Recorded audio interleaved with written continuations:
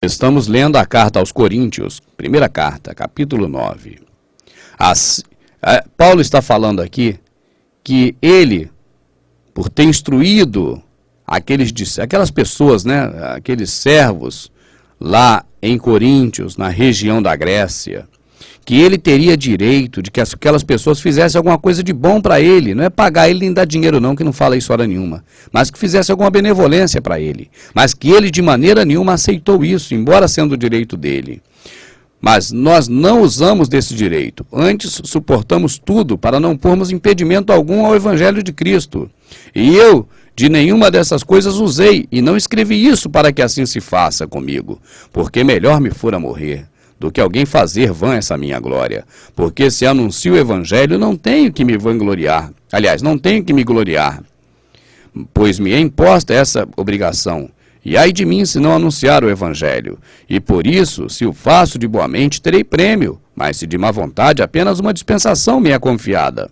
Se eu faço isso aí só por causa de ajuda, a pessoa me ajudar, só vou ter isso mesmo, não vou ter vida eterna mais. Você entende? É disso que ele está falando. Somente uma dispensação me é confiada. Ele quer a outra, ele quer a vida eterna. Ele quer dizer que, em outras palavras, que quem fala do amor de Deus e fica pedindo dinheiro, só tem isso aqui mesmo. Não adianta pensar em vida eterna que não vai ter. É disso que ele está falando, eu não tenho dúvidas. Quer que eu leia de novo? Olha aqui, ó. Mas nós não usamos desse direito, capítulo 9, verso 12, para não pormos impedimento algum ao Evangelho de Cristo. Não sabeis vós que os que administram o que é sagrado comem do que é do templo, e os que de contínuo estão junto do altar participam do altar? Aqui ele relembra lá a velha aliança lá de Moisés. Mas eu de nenhuma dessas coisas usei, e não escrevi isso para que assim se faça comigo, porque melhor me fora morrer do que alguém fazer vã essa minha glória. Porque se anuncio o Evangelho, não tenho que me gloriar, pois me importa essa obrigação, e ai de mim se não anunciar o Evangelho. E por isso, se o faço de boa mente, terei prêmio. Prêmio dele que ele fala é a vida eterna. Mas, de má vontade que ele fala aqui, é sem fazer por amor, mas só por causa do dinheiro, de receber alguma coisa ou de alguma ajuda. Apenas uma dispensação me é confiada, essa própria, a futura some. Logo, que prêmio tenho? Que evangelizando, eu proponho de graça, o Evangelho de Cristo, para não abusar do meu poder no Evangelho. Você entende? Qual é o prêmio que ele tem? O prêmio que ele tem, que ele considera, é que evangelizando, proponha de graça o Evangelho de Cristo, de graça, para não abusar do poder do Evangelho. Qual poder? O poder de convencer as pessoas, porque o Evangelho é muito poderoso. É graças ao Evangelho que hoje tem homens milionários, que a palavra chama de cães gulosos, né? E o Paulo alerta, chorando, eu digo que esses cães são inimigos da cruz de Cristo. Rapaz, nós já lemos aí, vai vendo os vídeos. Para os que estão sem lei, como se estivera sem lei, não estando sem lei para com Deus, mas debaixo da lei de Cristo, para ganhar os que estão sem lei. A lei da liberdade, viu, meu amado, de Cristo, não fala da lei de Moisés, não. Eu fiz-me como fraco para os fracos, para ganhar os fracos. Fiz-me tudo para todos, para por todos os meios chegar a salvar alguns. E eu faço isso por causa do Evangelho, para ser também participante dele. Não sabeis vós que os que correm no estádio, todos na verdade correm, mas um só leva o prêmio?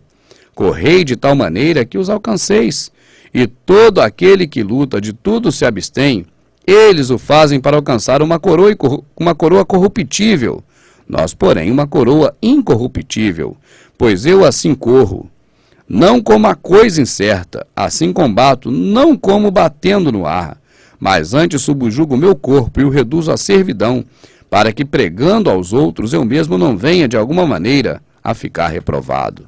O que ele fala com isso? Eu não pego o dinheiro dos outros, eu não fico aí explorando ninguém, querendo que alguém faça alguma coisa por mim porque eu sou o líder dele, religioso e tal, porque eu não luto, eu não corro por uma coroa corruptível, eu não quero ser aqui o pregador, eu não quero ser o cara, eu não quero ser o grande ministro aqui perante os homens, fazendo campanhas que levam multidões, eu não quero nada disso, eu quero ir para o céu.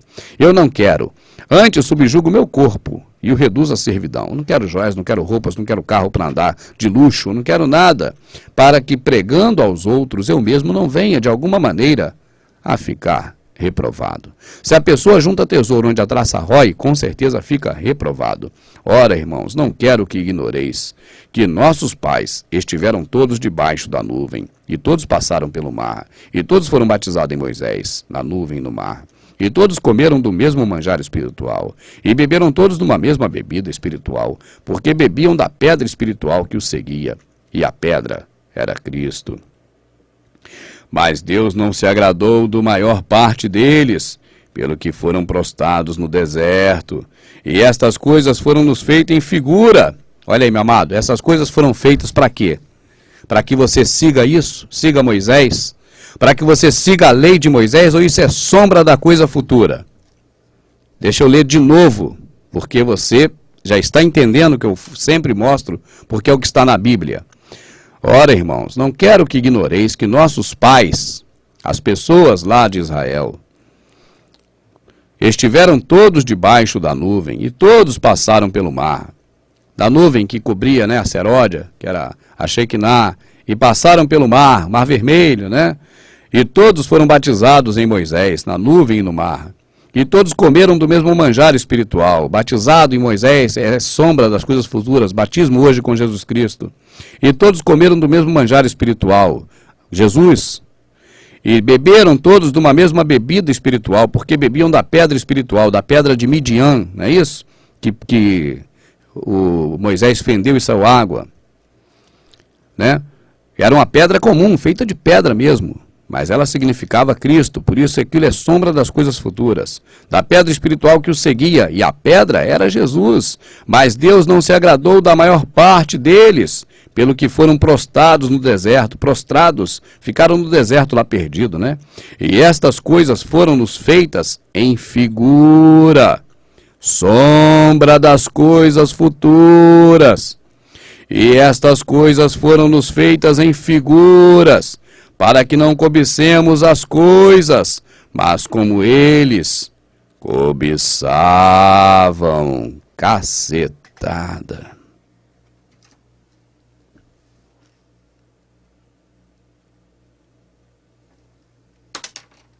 Estou dizendo para você, meu amado. Aqui mata 2 coelhos com uma cajadada. Mostra que a lei de Moisés é apenas sombra das coisas futuras. E mostra que nós não devemos estar presos às coisas do mundo como aquele povo estava, aquele povo carnal. Eu não canso de me dizer isso para você. Aquele povo só pensava em comer o melhor dessa terra. E aqui Paulo fala claramente, olha aqui. E estas coisas foram nos feitas em figura, para que não cobicemos as coisas más como eles cobiçaram. Não vos façais, pois, idólatras, como alguns deles, conforme está escrito. O povo assentou-se a comer e a beber, e levantou-se para folgar. Comer, beber, é idolatria. Querer comer o melhor comida mesmo, que entra pela boca e sai pelo ânus, é isso mesmo, é idolatria. Quer ler de novo? Não vos façais, pois, idólatras, como alguns deles, conforme está escrito. O povo assentou-se a comer e a beber, e levantou-se para fazer a siesta, descansar. E não nos prostituímos, como alguns deles fizeram, e caíram num dia 23.000. E não tentemos a Cristo, como alguns deles também tentaram, e pereceram pelas serpentes. E não murmureis, como também alguns deles murmuraram, e pereceram pelo destruidor. Ora, tudo isso lhe sobreveio como figuras. É tudo sombra das coisas futuras. O Velho Testamento é só isso. É só sombra das coisas futuras. Ora, capítulo 10, verso 11. Tudo isso lhe sobreveio como figuras, e estão escritas para aviso nosso, para quem já são chegados os fins dos séculos. Nada daquilo do Velho Testamento é para seguir, meu amado. Aquilo é só sombra das coisas futuras, eu repito isso o tempo todo aqui. E Paulo confirma o que o irmão Rubens diz. Ora, Tudo isso lhe sobreveio como figuras, e estão escritas para aviso nosso, para quem já são chegados os fins dos séculos.